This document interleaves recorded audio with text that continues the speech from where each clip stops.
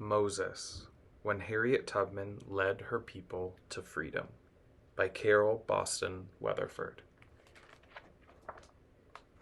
Forward. Slavery is a practice in which one person, known as a master, is allowed through customs or even laws to own another human being. From 1619 to 1865, Africans and their descendants were enslaved in colonial America and in the United States. This was the first time in history that enslavement was based solely on skin color. As property, slaves in the United States had no rights.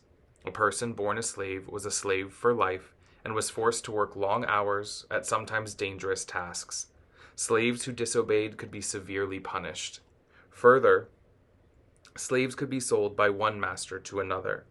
Such sales often separated slave families forever. Many states forbade slaves to learn to read and write.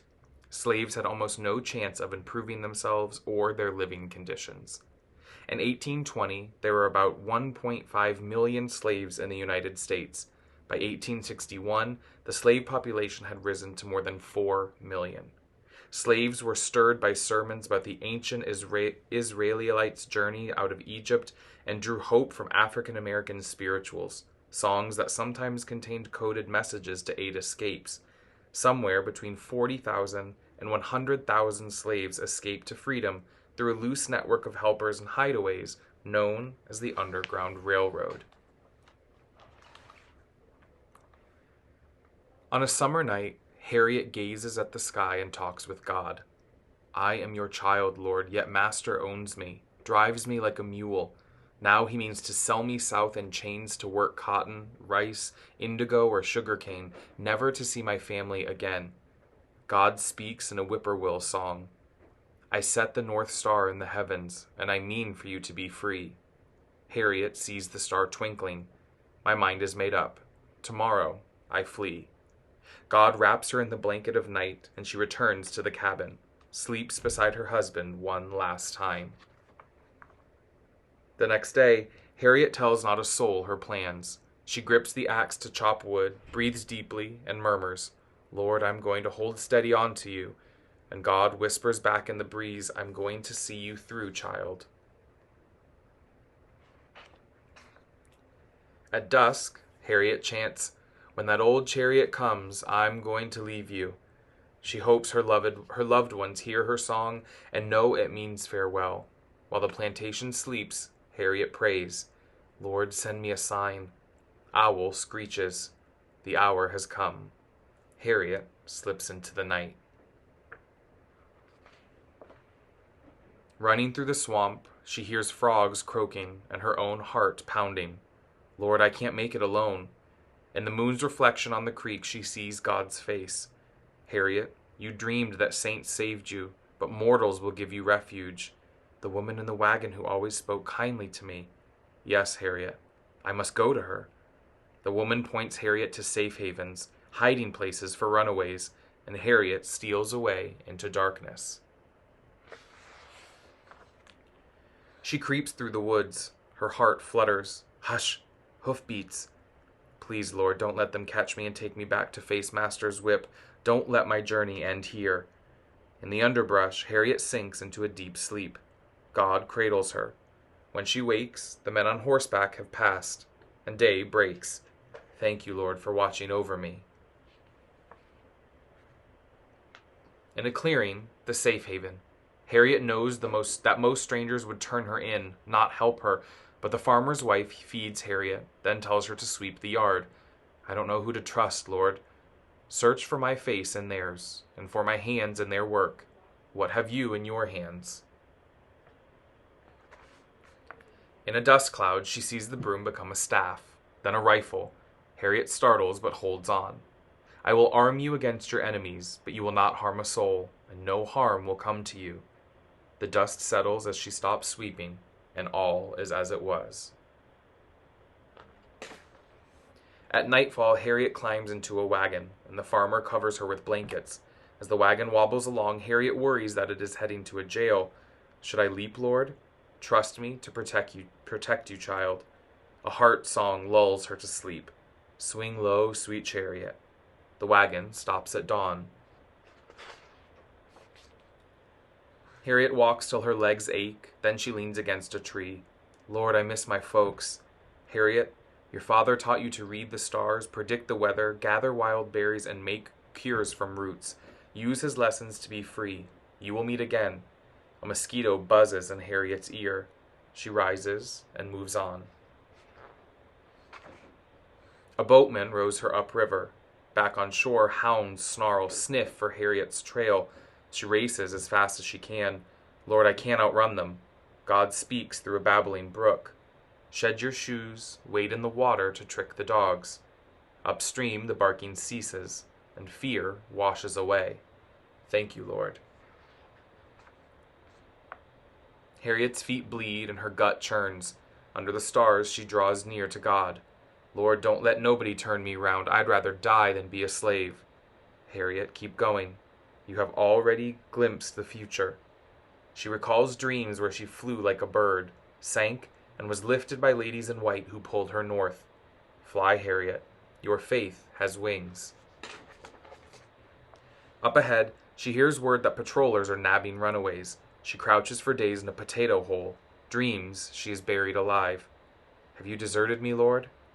Harriet, when you were a girl, you hid in a pig pen to shun the whip. You fought hogs for table scraps, almost starved before you faced the lash.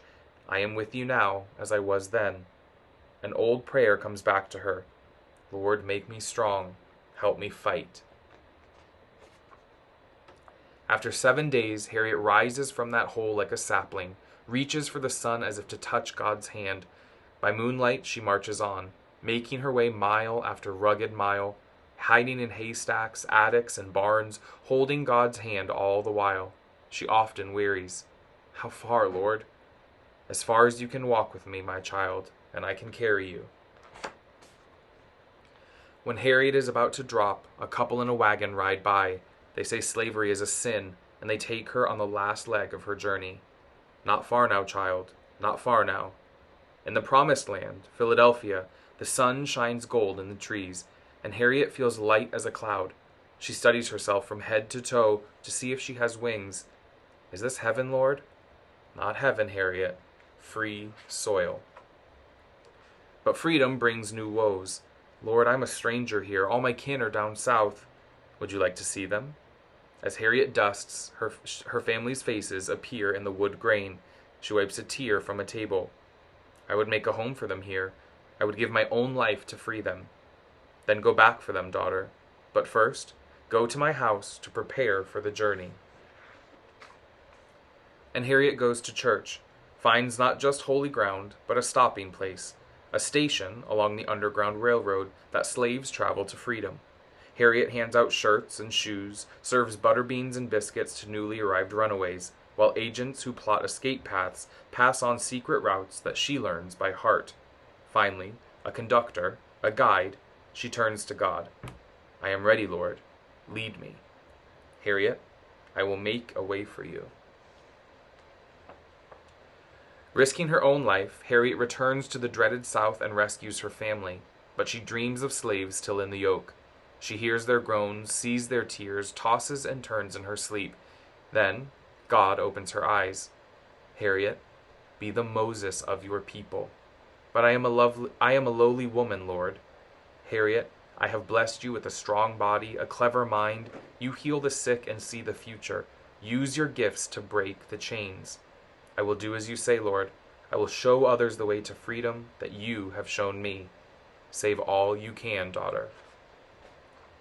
And Harriet heeds God's call, goes south again and again, keeps her bands of runaways moving, come storms and rough country, clear to Canada, Canaan land. And where free souls sing their praises, she gives glory where it is due. It wasn't me, it was the Lord. I always trust him to lead me, and he always does. Well done, Moses. Well done. Author's note. This fictional story is based on the spiritual journey of Harriet Tubman. As a slave in Maryland, a free woman in Philadelphia, Pennsylvania, and a famous conductor on the Underground Railroad. Courageous, compassionate, and deeply religious, Tubman saw visions and spoke to God. She believed the Lord called her to free slaves on the Underground Railroad. Her strong faith not only helped her to escape from slavery, but to lead others to freedom. One of 11 children of Benjamin and Harriet Ross, Tubman was born into slavery around 1820 on a Bucktown, Maryland plantation. Named Araminta at birth and nicknamed Minty, Tubman was just 7 years old when she was hired out, rented by her master to another household to care for a baby. She was forced to rock the cradle day and night. When the baby cried, Tubman was whipped. Eventually, she rebelled against the mistreatment. Once, she ran away and hid in a pig pen for several days to avoid a beating. Another time, after Tubman went to work in the fields, she disobeyed an order to tie up a slave who had escaped. When the slave fled again, the master struck Tubman in the head with a 2-pound weight, nearly killing her. For the rest of her life, she bore a scar and suffered severe headaches, blackouts, and fits of speechlessness. As a young woman, Tubman chopped wood with her father. In the forest, he taught her to gather nuts and berries, make cures from plants and roots, predict the weather, and follow the stars. By adulthood, Tubman had taken her mother's name, Harriet. In 1844, Harriet's master forced her to marry John Tubman. When her owner died in 1849, she heard that she would be separated from her family and sold south, where slavery was even harsher.